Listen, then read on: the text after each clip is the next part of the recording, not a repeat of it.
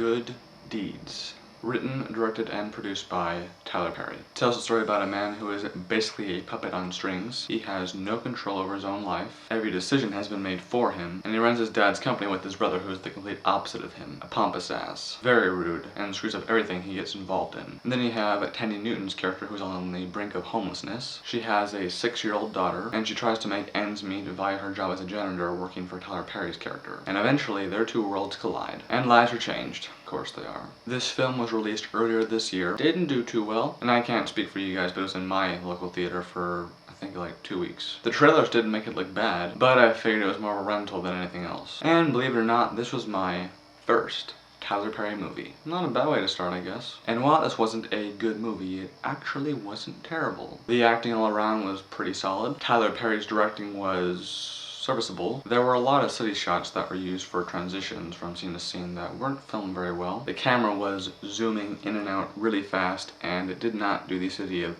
San Francisco justice. Beauty needs to breathe. The film was also way too dark. The scenes taking place during the night had very little light, and you had a hard time making out what was going on. The script itself was not bad per se, but it was very self-indulgent. Perry wrote a very happy and quite sappy ending, and gave his character a lot of really cool stuff. It's also really long. It drags out, and by the third act you just want it to end, mainly because it's also predictable and inevitable. After the first few scenes, you pretty much know what's going to happen.